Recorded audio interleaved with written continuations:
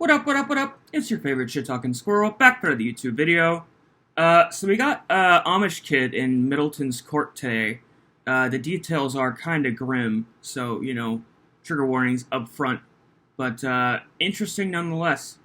We'll dive in and check this out, shall we? Let's get this. All right, well, let's take care of Mr. Bontrager. We've got lots of people here interested in that.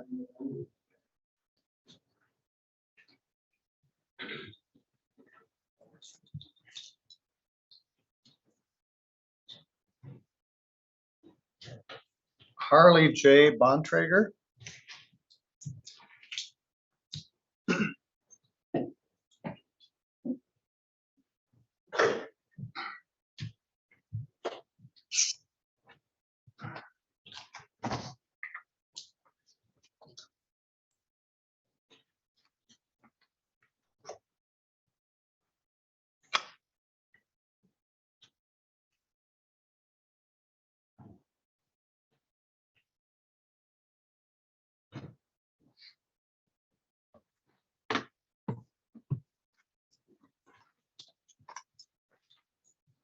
Just a moment.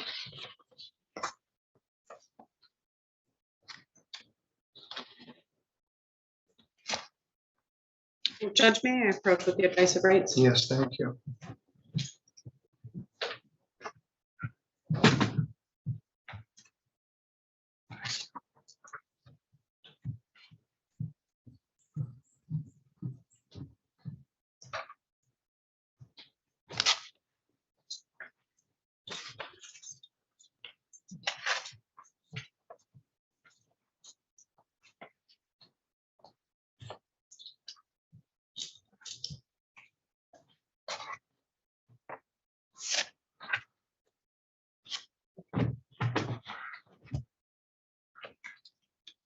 Everything is electronic. It used to be in a paper file, but those days are gone. This is a more formal charging document than the original weekend document that was originally filed. Are you Harley J. Bontrager? Yes, sir. And you're here with your attorney, Jessica LaFond. Yes, sir. Good morning, Ms. LaFond. Good morning, Judge. The allegation in this case is that on June 30th, that you were driving a motor vehicle on Indian Prairie Road, just a few miles into Michigan, while under the influence of alcoholic liquor, and by operation of the vehicle, you caused the death of Rosalie M. Yoder.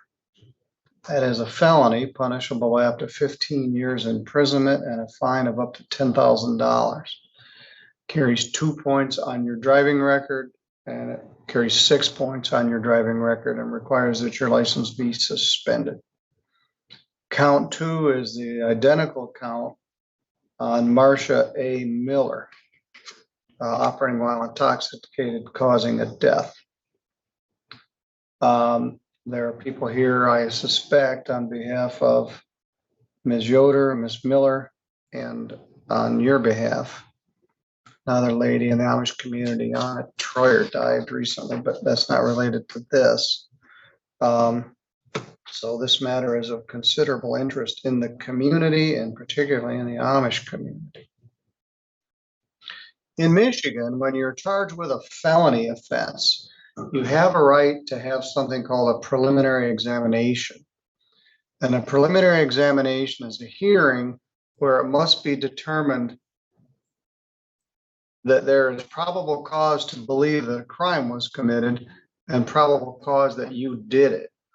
Mr. Bontrager, you don't get found guilty or not guilty at a preliminary examination. That's supposed to be set within 14 days of today's date. We also set what's called a pre-exam conference before that time. You have posted a bond in the amount of $40,000 cash for surety. There are a number of conditions on that bond, which we'll address here in a minute.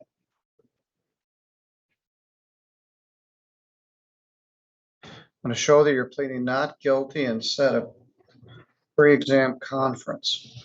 Ms. LaFond, in the normal course of events, the pre-exam conference would be July 25th, I believe. And the prelim would be August 1st. Does that work for you? Judge, I have already talked to Mr. Bontrager about the possibility of needing to waive the 21 days because of the, I would say, significant amount of discovery that there will be in this case. I don't know if we can do that on the record or if we can sign a 21-day waiver now.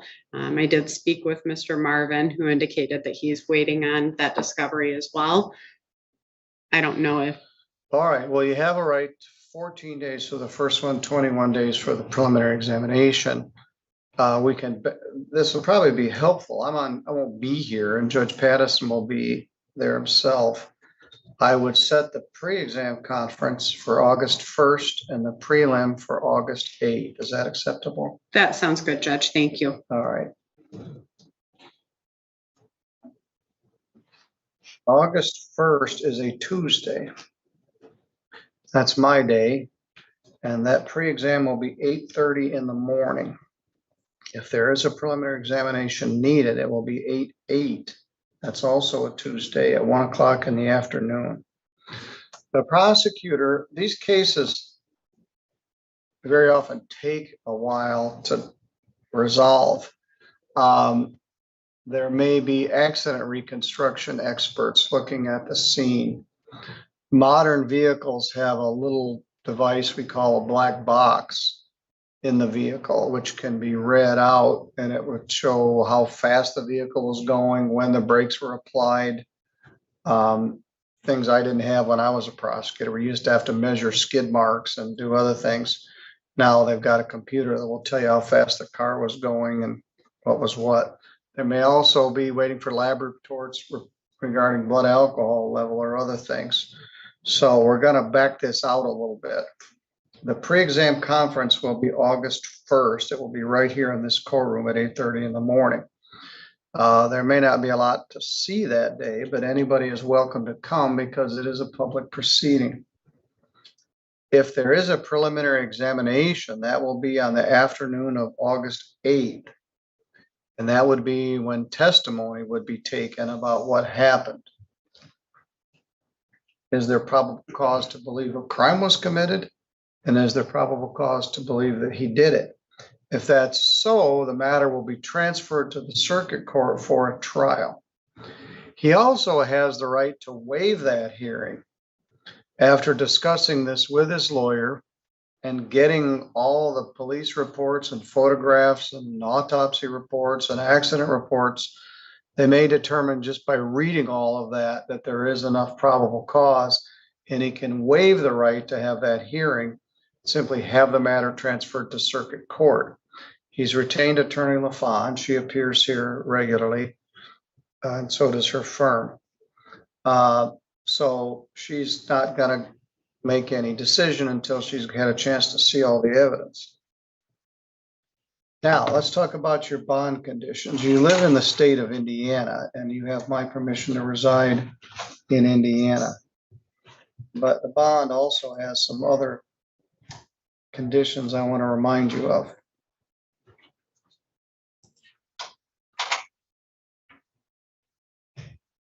You're not to use any drugs or alcohol. You're not to use or possess any firearms. You're not to have any assaultive or threatening behavior.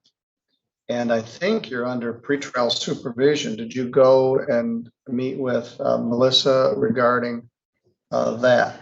Do you have a tether on? No, just That's up, the portable one. All right. Now, I'm familiar with the Rumspringa concept because I've been here since 1980. And so you're trying to decide whether you're going to join the church or not. That's certainly up to you. But all these other conditions apply. I expect you're going to be in compliance with everything we've ordered. Stay in contact with your lawyer. Are you still at the East 160 South address in LaGrange? Judge, I would just note that temporarily he's staying at the Psalm 51 Ranch in Sturgis. He is still technically residing at that house on, well, no, that LaGrange address actually is not the right one, Judge. I can give you where he'll be staying when he's not at the ranch, or if you would like to use the ranch address, I'll leave that What's that? for the ranch, Judge. Yes. The ranch address is 67138 Schimmel Road, Shimmel, Sturgis, Michigan 49091. Would you like the other address, Judge? No, or that's fine. Is that the old Heartland Academy? I don't know the I'm answer not to that, familiar with Judge. it. All right, anyway, are you employed? He's not working right now, but there is work on the ranch, of course. All right. Well, it sounds like you're addressing things. Do you have any questions? No, sir. Ms. LaFonda, anything else we need to put on the record here? No, Your Honor, thank you. All right, you may go to Indiana to visit your family or for employment. You can't go to any other state without permission of the court. All right, for the rest of you that are here, thank you for being here. You're welcome to come next time or the time after that or anytime. You're free to go, sir. Thank you, Judge. Thank you. Well, there you have it. We'll keep up with this one. I have both dates on my calendar now, so stay tuned for the follow-ups. I know these are only allegations, but a girl is dead. He looks like he's just a kid, too. I believe Rumspringa happens when they're like 21, 22. So if these allegations are true, he has really taken 2 lives. Really dumb, really fucking dumb decision to drive while drinking. This just goes to show how stupid that decision really is. 2 lives are basically gone. Because this kid was too cheap or too stupid to just order an Uber. Oh, well, I mean, he's Amish, so he may not have the technology to order an Uber, but to be fair, but even so, he could have slept it off. He could have had a friend pick him up. There were other choices. You know, I tried to read between the lines a little bit. From what I can tell, it appears that this kid was on Rumspringa. He still is, actually. And he either ran into this girl or she was in the car with him. When he got into the accident, based on what Middleton was saying, it sounds like she's Amish too. So I think that she was in the passenger seat. But what a just absolute tragedy. If he does decide to stay with the church, they will stare. I mean, he'll be doing a long prison sentence first. That will probably drastically change the way he views the world. He'll probably get out and decide he doesn't want to be Amish anymore. But even if he doesn't, they're going to stare at him as that guy that killed the girl forever. He's marked with the Scarlet Letter. Like, he's not going to be accepted into that. I mean, maybe they will. They're very forgiving people, but they're also very judgmental people. Ugh, who knows?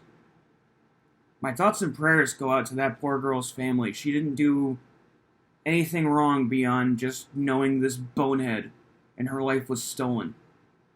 Such a needless tragedy, too. Just completely preventable. That's what's so infuriating about it. Like, I've said it before on this channel, but don't drive drunk, people. If you do, you're an asshole. There are options out there, especially nowadays. There's no excuse for it. Alright, well, we'll do the follow-ups. Oh, by the way, we also have the follow-up on Mr. Norbert from the other day, the guy who showed up to court drunk.